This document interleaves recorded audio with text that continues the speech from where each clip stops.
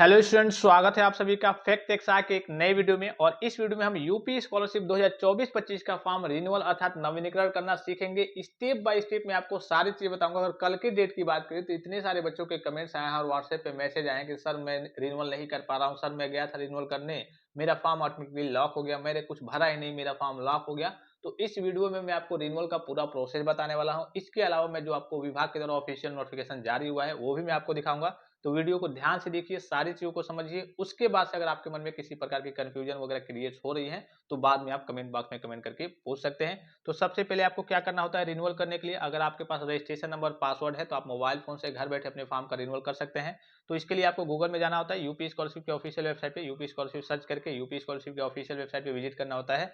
जब भी आप आएंगे तो यहाँ पे आपको थ्री डॉट पे क्लिक करके यहाँ से आपको आप फॉर्म रिन्यूअल करने आएंगे, चाहे फ्रेश फॉर्म फिलअप करने आएंगे। यहाँ से आपको डेस्कटॉप साइड पे कर लेना होता है। अगर आप मोबाइल फोन से फॉर्म फिलअप कर रहे हैं तो रिन्यूअल करने आए हैं तो, या फिर फ्रेश फॉर्म फिलअप करने आए तो फिर एक स्टूडेंट का ऑप्शन दिखेगा, इस पे आपको क्लिक करना है। फिर आपके पास चार ऑप्शन आएंगे, तो जो तीसरा ऑप्शन, चूंकि आप क्या करने आए हैं, आप रिन्यूअल करने आए हैं, तो ये जो तीसरा ऑप्शन दिख रहा होगा रिन्यूअल लॉगिन, इस वाले ऑप्शन पे थोड़ी देर आपको क्लिक किया रहना है। फिर व्हाइट वाले पोर्शन को छोड़ करके, ये जो आपको व्हाइट वाला पोर्शन दिख रहा होगा, ठीक है, इस वाले पोर्शन को छोड़ करके कहीं साइड में आपको क्लिक कर देना है, ठीक है। तो जो भी आपका साइड में कहीं भी क्लिक कर दीजिए।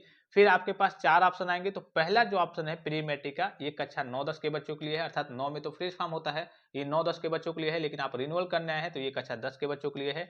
फिर जो दूसरा दिख रहा होगा इंटरमीडिएट स्टूडेंट लॉगिन, ये कक्षा 12 के बच्चों के लिए है। जो तीसरा दिख रहा होगा ये आपके यूजी, पीजी और डिप्लोमा के बच्चों के लिए, अर्थात ऐसे कह लीजिए जो बच्चे 10th और 12th पास करके किसी कोर्स में एडमिशन लेते हैं, जैसे BA, BSc, MA, MSc, BCom, MCom, DElEd, ITI, polytechnic, BTech, BEd, BCA, MCA, LLB वगैरह के जितने कोर्स हो गए उन सभी के लिए तीसरा ऑप्शन होता है। और चौथा ऑप्शन भी पोस्ट मैट्रिक के बच्चों के लिए होता है, लेकिन अदर स्टेट के बच्चों के लिए होता है। तो इस बार के जो रिन्यूअल का प्रोसेस है ये थोड़ा समझ लेंगे। जो 10th के बच्चों के लिए है, ठीक है, जो 10th के बच्चों के लिए है उनका रिन्यूअल का प्रोसेस अलग है। तो हम इस वीडियो में 10th के बच्चों के बारे में बात नहीं कर रहे हैं, प्री मैट्रिक के बच्चों के बारे में बात नहीं कर रहे हैं। हम केवल पोस्ट मैट्रिक के बच्चों के बारे में बात कर रहे हैं। चाहे आप किसी भी कास्ट कैटेगरी से बिलोंग करते होंगे, अगर आप पोस्ट मैट्रिक या फिर post matric other than inter category के स्टूडेंट्स हैं तो आपके लिए ये वीडियो रहने वाला है। कक्षा 12 के स्टूडेंट्स होंगे तो यहाँ पे क्लिक करना है। Post matric other than intermediate अर्थात इंटर के स्टूडेंट्स होंगे तो जो भी होगा आपका, अगर 12 होगा तो 12 वाले दूसरे ऑप्शन पे क्लिक करना है। और अगर आप कोई कोर्स वगैरह होंगे कर रहे होंगे तो तीसरे वाले ऑप्शन पे आपको क्लिक करना है। अब देखिए उसके बाद से आपके सामने कुछ इस प्रकार का इंटरफेस ओपन होकर आएगा। तो पहले और दूसरे वाले ऑप्शन में आपको कुछ नहीं फिलअप करना है।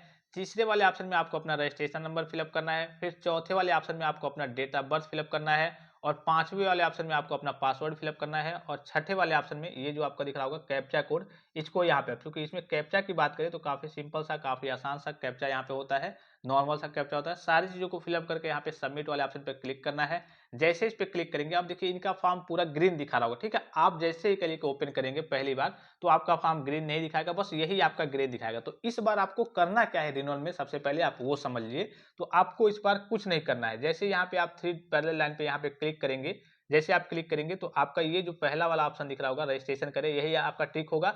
ये सारे ऑप्शन आपके कल के ग्रीन टिक नहीं होंगे, तो ये आपका ओपन नहीं होगा। ग्रीन टिक भी नहीं होगा लेकिन ओपन नहीं होगा, क्योंकि आप जब फ्रेश फॉर्म आप फिलअप करते हैं तभी आपका वेरीफाइड हो जाता है। ये पहले, दूसरा और तीसरा ऑप्शन।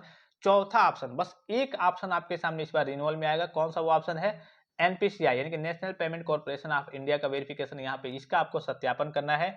इसके बाद से डायरेक्टली आपका फॉर्म क्या हो जाएगा, लॉक हो जाएगा। जैसे ही आप एनपीसीआई पे क्लिक करेंगे तो चेक एनपीसीआई स्टेटस का ऑप्शन आएगा, उस पर क्लिक करेंगे, फिर रीडायरेक्ट होकर के आपका बैक आएगा। उसके बाद से आपके सारे फॉर्म, ये सारे ऑप्शन आपके ऑटोमेटिकली ग्रीन हो जाएंगे, आपका फॉर्म लॉक हो जाएगा। और आपका जो प्रिंट है, जांच हेतु आवेदन प्रिंट करे, ये भी आपका ओपन नहीं होगा। क्यों ओपन नहीं होगा? जांच हेतु आवेदन प्रिंट करे, जो रिन्यूअल के बच्चे हैं उनमें ओपन नहीं होगा। क्यों ओपन नहीं होगा?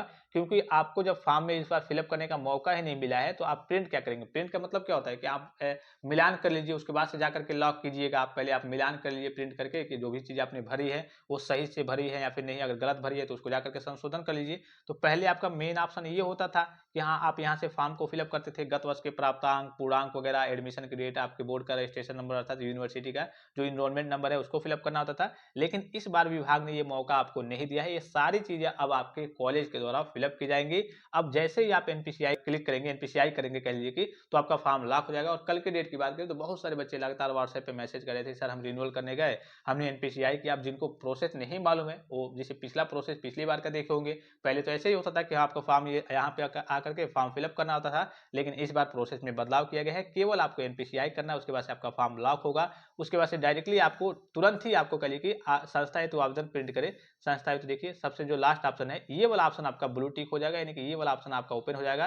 तो इस पे आपको जैसे एनपीसीआई करेंगे आपका फॉर्म लॉक होगा, इस पे आपको क्लिक करना है और यहाँ से आपको अपना फाइनल प्रिंट मिल जाएगा। ठीक है, यहाँ पे देखिए फाइनल प्रिंट निकल गया, तुरंत आपका फाइनल प्रिंट निकल जाता है। कभी कभी किसी किसी कोर्स की बात करें तो उसमें समस्या आती है, तो 2-4 दिन बाद अगर आप ट्राई करेंगे तो आपका फाइनल प्रिंट आपको मिल जाएगा।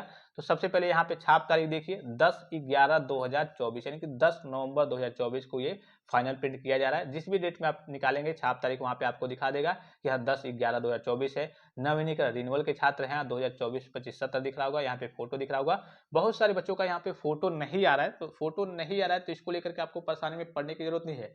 फोटो आपका आए चाहे ना आए इसमें कोई दिक्कत नहीं है, आपका फॉर्म वैलिड है। आपके लिए कि यहाँ पे लिखा हुआ होगा शिक्षण संस्था में जो भी आपका फाइनल प्रिंट निकलता है, तो यहाँ पे मैं आपको दिखा दूं, ये तो आपकी छाप तारीख हो गई।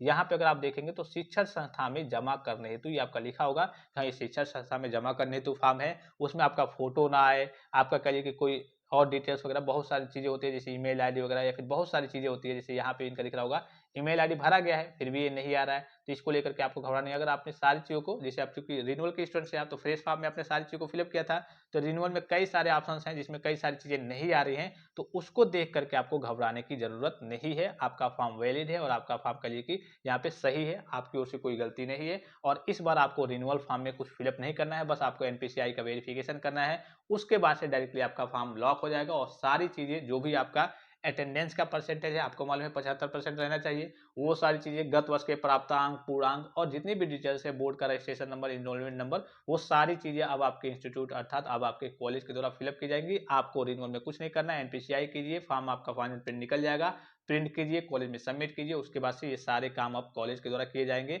डॉक्यूमेंट्स क्या क्या लगेंगे, तो सबसे नीचे अगर इसमें आएंगे आप तो यहाँ पे देखिए 10 ऑप्शन 8 ऑप्शन दिख रहे होंगे, दो ये ऑप्शन आपके करिए कि अंक पत्र की छाया प्रति जो हाई स्कूल इंटरमीडिएट की मार्कशीट हो गई और प्रमाण पत्र जो आपका आधार कार्ड वगैरह हो गया, तो यही सारे आपके डॉक्यूमेंट्स लग। नोटिस में आपको दिखा दूं कि नोटिस में कहाँ मेंशन है, लगभग 10-15 दिन पहले मैंने आपको कई सारी नोटिस दिखाई थी, टेलीग्राम पे कहिए कि सेंड भी किया था। अभी एक नई भी नोटिस आई है, उसमें भी सारी चीजें मेंशन है, चलिए नोटिस को एक बार देख लीजिए आप। यहाँ पे आपको इंटरफेस पे एक नोटिस दिख रहा होगा, देखिए ऊपर दिख रहा होगा आपको प्रेषक जिला समाज कल्याण अधिकारी, ठीक है, बरेली के लिए, लेकिन ये सभी के लिए हर एक जिले में अलग अलग नोटिस भेजी जाती है, सभी जिले के लिए अलग अलग नोटिस होती है। तो यहाँ पे देखिए वही है, विषय की बात करें यहाँ पे देखिए वित्तीय वर्ष 2024-25 में छात्रवृत्ति योजना अंतर्गत छात्र आवेदन के संबंध में, ठीक है। तो जो सबसे मेन पॉइंट है, सारी चीजें मैं आपको पढ़ के नहीं बताऊंगा, ये तो आपका पहला जो है वो फ्रेश फॉर्म के बच्चों के लिए फ्रेश जो फिलअप करेंगे। दूसरा देखिए ऑप्शन नवीनीकरण, यहाँ पे दिख रहा होगा आपको, नवीनीकरण वाले आवेदन में छात्र छात्राओं द्वारा केवल एनपीसीआई सत्यापन की कार्रवाई की जाएगी।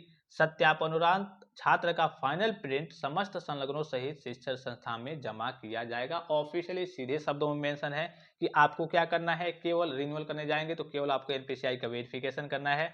उसके बाद से बस आपको फाइनल प्रिंट निकाल करके कॉलेज में जो भी आपके डॉक्यूमेंट्स लगते हैं, डॉक्यूमेंट्स मैंने अभी आपको बताया, उन डॉक्यूमेंट्स को अटैच करके कॉलेज में सबमिट कर देना है और आगे के जितने काम है वो आपके कॉलेज के द्वारा कंप्लीट किए जाएंगे। चाहे वो आपका गत वर्ष के प्राप्तांक पूर्णांक का भरना हो, चाहे आपके एडमिशन की डेट का भरना हो, चाहे आपके फीस की डिटेल्स को भरना हो, वो सारी चीजें आपके कॉलेज के द्वारा फिलअप होंगी।